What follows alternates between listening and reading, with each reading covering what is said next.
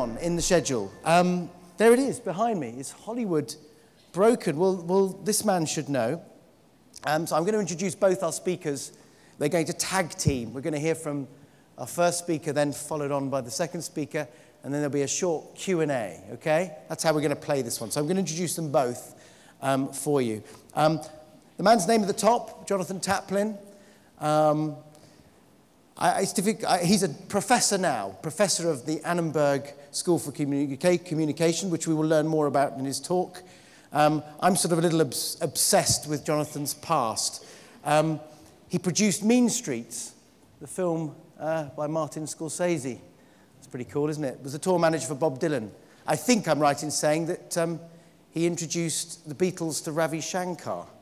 That's pretty cool as well, and produced many of the concerts that were in aid of some fantastic causes at the time. Now he's a professor of communication, and he's going to tell us all a bit about how the model is or is not broken in content and in Hollywood.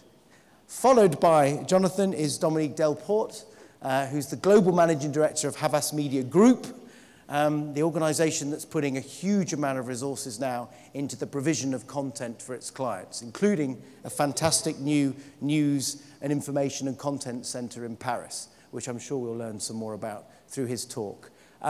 Is Hollywood broken? Let's find out. Ladies and gentlemen, first of all, Mr. Jonathan Taplin. Come on. Thank you, Charlie. So I run the Annenberg Innovation Lab. Havas was one of our earliest partners, along with IBM and Warner Brothers and Fox, Cisco. The lab's job is to look out 18 months ahead, 20 months, kind of help companies think about where the future is going. And so I'm going to try and give you an idea of where we think the future is going. And quite frankly, I'm a little more optimistic than Steve was. The first thing I start with is that the global middle class is growing astronomically fast. If you think about spending in Asia going from 4.5 trillion a year to 32.6 trillion a year, what happens when people get out of poverty and get some discretionary income is the first thing they do is buy one of these things. And that gives them access to the content economy. And so in some senses, that's the good news. Now, the bad news is that Hollywood is having a really large problem. Steven Spielberg and George Lucas came out to our lab last summer, and Steven said, you know, sometime in the next 3 years, there's going to be an implosion where 3, 4, or maybe half a dozen mega-budget movies are going to go crashing into the ground, and that's going to change the paradigm. Well, lo and behold, literally 3 weeks after he said that, that began to happen, and over the course of last summer, 6 movies, at least 6, maybe 10, went crashing to the ground. As you can see from the Wall Street Journal, the total budgets of movies costing more than $75 million last summer equaled their total box office take. And if you know anything about the movie business, the studios only get 50% of the box office, and they spend another 30% above their budget for marketing. And so there was probably a $2 to $3 billion shortfall last summer. Now, the good news. We believe, and this is a fun chart given to us by our friends at Facebook, but we believe this chart is true. There will be 5 billion smartphones by the end of 2016. Now, as Steve said, almost everybody in the world has a phone, but what's happening today is the transition from the feature phone to the smartphone is happening so rapidly because Chinese manufacturers are offering smartphones at $25 in Africa and Asia with a cost of goods of about $7 to make a smartphone, according to our friends at Qualcomm. So what this does is it changes the whole notion of what content means and what the law of large numbers could provide. If you sell your song at 50 cents as opposed to the $1.29 that it is on iTunes today, and you got 1% market share of this, that would be $25 million. If you could get the kind of market share that Beyonce gets, you could get $250 million for one song at 50 cents. Now, one of the things that we really think is happening is that we are in what I call a digital interregnum. The old is dying, it may be dying slowly, and the new is not quite yet born. So what is the old? Well, the old is these two boxes that sat under your television for years and years and years, and 90% of the budgets and money that flowed into Hollywood came through these two boxes, the set-top box and the DVD player. And we believe that the new gateway is this device. Now, it's not that you're going to be watching all your content on the smartphone, but this will be a series of permissions. So next year, probably, I will be able to come into this hotel, pull up my Netflix account. The smart TV in my hotel room will recognize this device through something called AllJoyn, which Cisco has built. And I will have permission to play my Netflix, my iTunes, my Amazon account on whatever smart device sits in whatever room I'm happy to be.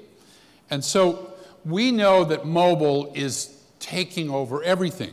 Last quarter, 53% of the Facebook ads were on mobile devices.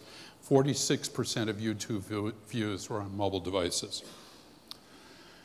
So while that's happening, a generation of kids that are coming out of college who've had 100 megabits per second in their dorm room are now beginning to form households. And we call them the boomerang generation because in the United States, they graduated from university in 2009.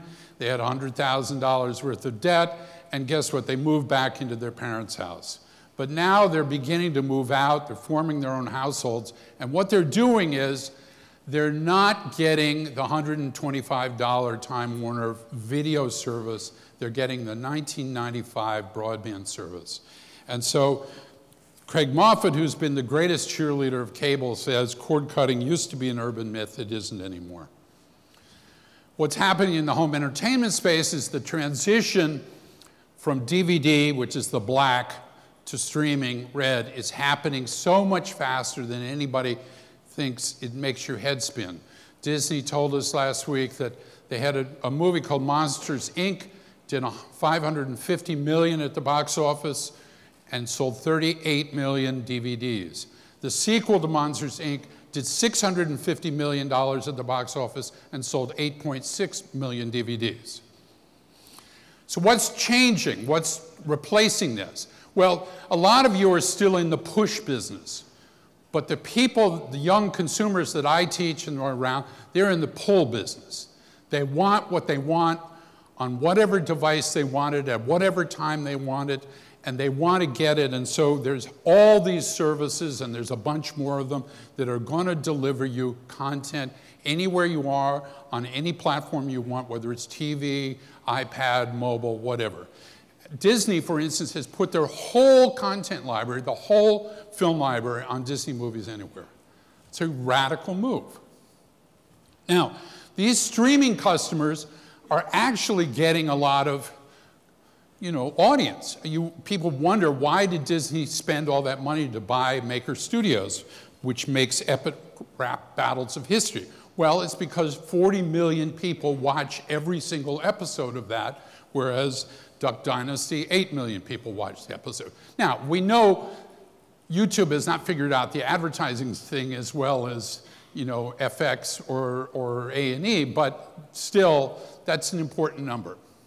So we just did a pretty interesting thought experiment. In 1998, 2 years before Napster, the average 18-34-year-old in the United States spent $340 a year on entertainment. That is, movie tickets, CDs, DVDs, video games. Today, that person spends $232 a year. Now, we all know why that drop has happened. One is piracy. Two is lots of free media, YouTube, all sorts of other things out there. And three, if you're spending 6 hours a week on Facebook, you're probably not going to the movies or doing other things. So we thought, okay, what if Facebook is right that there's going to be 5 billion smartphones, and what if the top 10% demographically spent what a teenager spent in 1998 for media on this streaming ecosystem? 170 billion. And let's say the next 40% spent the equivalent of a Spotify account, $10 a month. That's 240 billion. And the bottom 40% didn't spend anything and got their media in return for looking at ads, like your basic entry Spotify account. That's another 120 billion. So that's a consumer consumption of entertainment of 530 billion compared to the existing business today of 140 billion. So that's quite an optimistic story. Now, we're well aware that there's going to be some things that are going to take us to get there.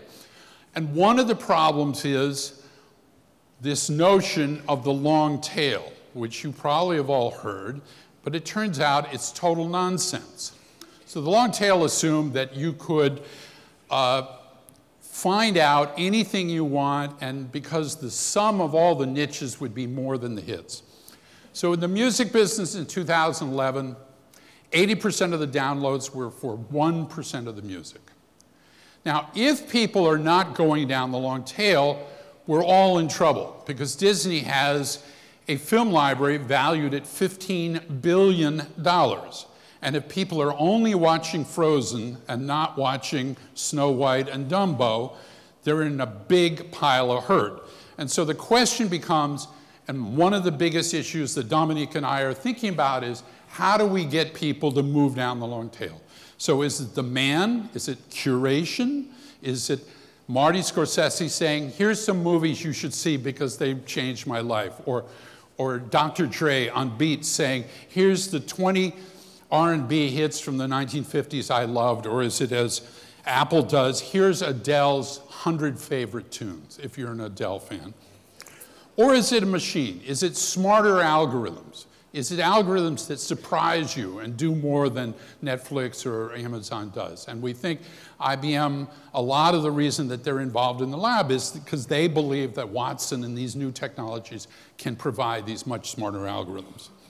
And if we could do all of this, then we could do something that the entertainment business has never done, which is price discrimination. Obviously, the fact that a $300 million movie costs the same at the box office as a $5 million indie film is pretty wacky. And so the music business has tried to start doing this, which is that the super fan will pay more. So if you're a Beastie Boys fan, you can get the whole Beastie Boys library plus a book about the Beastie Boys for $125. 122,000 people have done that. So I'm going to just end by saying the other thing that we're most excited about is new ways of doing media. And this is Oculus Rift. We've been playing with it for a year. We're trying some experiments with Havas with it. And you know, you wonder why Facebook spent $2 billion. Well, it could put you in all sorts of experiences. Let's see what you can do. Tackle, drive, catch, jump. I want to bring up Dominique because this is really a good transition point. We think that the virtual reality experience is something that's going to be very real, and we hope that that will be part of the partnership we're going to do in the next few months. Thanks. Thank you, John. And when we start working with John and the USC, United South California University in LA, it was also with that Edison project in mind, how to rethink this industry of media and entertainment for the next 3 to 5 years. And it's an amazing research project that we are proud to be part of. We live in that organic world, and it was quite clear earlier this morning that for the first time in our history, there is, for instance, 1 billion people connected on the same platform. It could be Facebook, 1.2, it could be the 300 million on LinkedIn, it could be also a mobile platform like Line that reach 400 million people, or WhatsApp, 450 million. It's unprecedented in the media history. That means, and I know that later today my friend Oliver Luckett from the audience will explain that with his vocal inspiration, that the audience is now truly the media. So when we talk about media fragmentation and say, how many media now and formally? Now there are 2.5 billion of media, because every citizen of the world that is connected through internet is a media itself. 1 trillion index pages in 2008. That's the second effect, which is that explosion of digital content. We are now, after 5 years, 30 trillion index pages. And it's just the beginning. And now, it's a major difference with a few years ago. Hollywood can be everywhere. And we mentioned with John earlier, these kind of YouTube makers. Just look at the Academy Awards. Despite the success of Ellen DeGeneres' Selfie, 40 million viewers worldwide compared to how animals eat their food, 85,000 millions of views worldwide. And if you know that video, very simple production crew, two boxes and 2 guys making the fool of themselves, mimicking some animals and how they eat food. A massive hit, worldwide hit. That generation loved that kind of snacking content. So when the Silicon Valley meets Hollywood, when the geeks meet creative, they redefine that landscape. And that's why we are so pleased to be part of that research and that think lab. Think and do. It's not just a think tank, it's a think and do tank. Sillywood, that's the name. The new makers, the new organic distribution, the new algorithm economy is what it's about. And also all the new technology improvements like the Oculus Rift that John just presents. Top 10 international creators market. There are 1.2 million of channels already on the YouTube ecosystem. If you don't understand, if you don't invest money, time, talent to really figure out how it works, if you have not a deep learning and knowledge of this platform, you're not able to foresee what's going on. And of course, the future of entertainment is here. These new makers, they are Maker Studio with a Disney logo on it for nearly $1 billion. And very smart move, very brave move, not only to understand how new content are produced, but also to identify talent of tomorrow, to identify these millennials that are redefining for the first time the way we communicate and the way we connect with brands and with content. PewDiePie, I don't know if you know PewDiePie. He has an amount of audience that reached the billion. Every video PewDiePie produced on the video game is around 25 to 40 million views. He is a broadcast network on his own. PewDiePie is one of the stars of Maker Studio. Second element after these new makers, and in every country, you can identify these new makers that are reinventing the way content circulates in that living organism. The new organic distribution, and at Havas we love the word organic because it's also the way we want to progress and improve and develop ourselves without big, expensive acquisition, organic growth.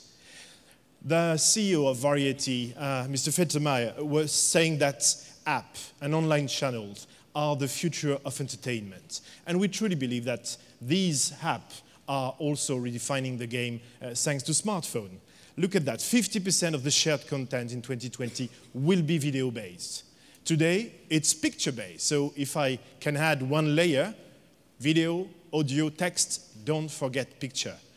Every day, 400 million photos on WhatsApp, 350 million on Facebook, 350 million of temporary pictures on Snapchat, and 55 on Instagram.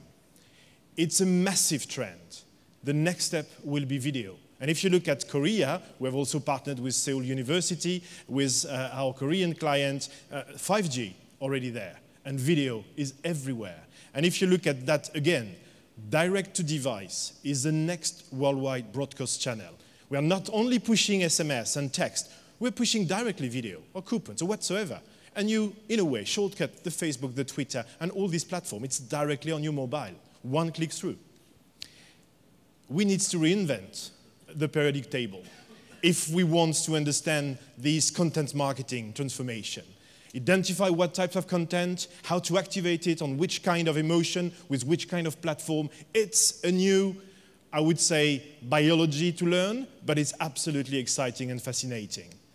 And the third element is the new algorithm economy. Google is an algorithm, PageRank. Facebook is an algorithm, EdgeRank. Twitter, is an algorithm as well. Amazon disrupts the retail with its algorithm. Pandora or Spotify or Deezer disrupt the music or the radio business with their algorithm. Algorithm is what enables individual interaction at scale.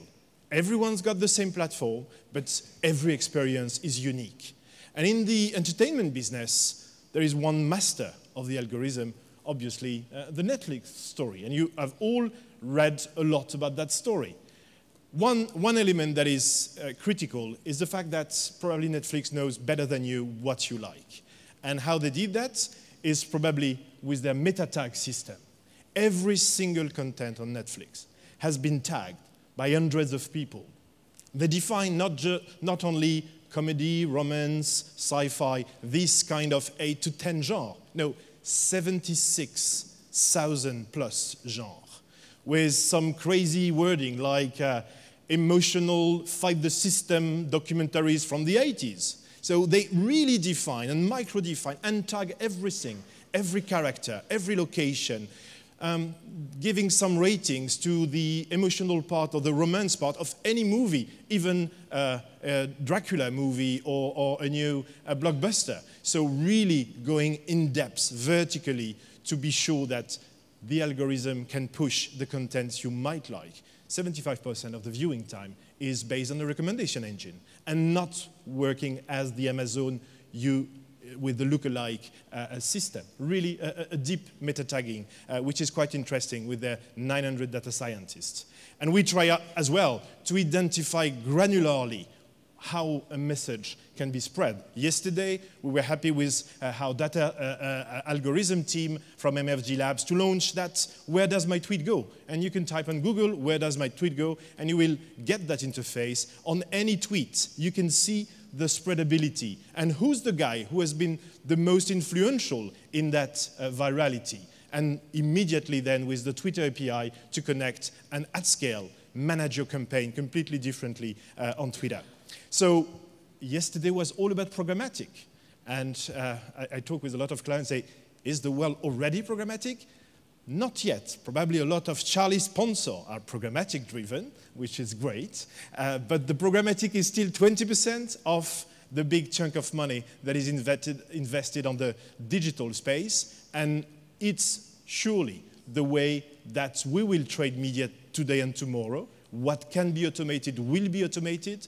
But we will need a lot of touch to integrate and connect the dots between what is offline, what is online, to make sense, to make meaningful connection. It's the only way advertiser can reconnect with people, because as you know, 75% of brands are meaningless, according to a sort of wake-up call study that we conduct among 136,000 consumers in 23 countries. So we need to reinvent the street, and that's why we have created Sillywood with John and with other universities and technological partners, which is our lab. You're welcome to visit us in Santa Monica in the US. The next one will be in Israel, in Technio, and in Seoul University, just to have that feeling, what we called tacit knowledge, being with these startups that are redefining the world. It's a very exciting journey. Thanks a lot.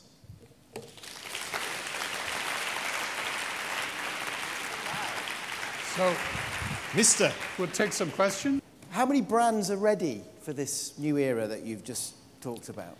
Obviously, the lifestyle brands. I think that you discussed about the Red Bull, but look at GoPro.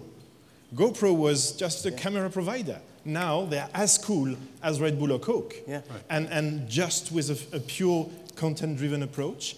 And I think that many brands got the power in their hands because they produce content already. So sometimes it's B2B content, so sometimes it's with Vuitton, we just look at the trunk that Marilyn owned when she died. Yeah. That's Louis Vuitton trunk. And we just tell that story.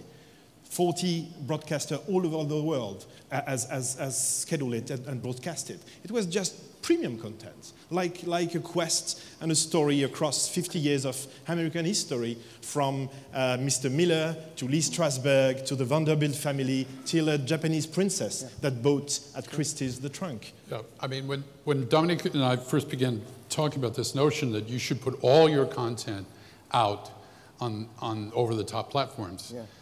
2 years ago, most of the big studios didn't want to hear about it. Yeah. And today, almost all of them are getting involved in doing something like that. Warner's and Disney, certainly the ones that we work with are doing it, and we think most of the rest of them will do the same thing. Did you ever see your career coming into becoming a professor of communication, from where it all started? Well, my wife says the first third of your life you learn, the second third you do, and the third you teach. And so that's probably a pretty good way to... It's quite a doer still. And just to... I mean, I don't want to be misunderstood, but the thing is not about producing content. It's just looking at your own platform. Every brand's got a own platform. If you're a telco, your own digital platform are massive. It's the way you connect with people. Right. And every company's got own data. And looking at these data that, as you mentioned, can enable you to have a direct discussion with your consumer. And the more you understand them, that consumer intelligence will drive the consumer experience. That's critical. And as Dom said, the new algorithms that we want to create with the help of IBM and Havas are all based on multiple inputs. Where you are, what time of day it is, who you just talked to, all sorts of inputs, because we all have these geolocated devices that have an extraordinary amount of intelligence in them and can feed these algorithms. Well, I for one think that's a very exciting project, and I wish you all the very best. And thank you for teaching us today. Ladies and gentlemen, Dominique Delport, Havas, Jonathan Taplin, Annenberg School of Communication.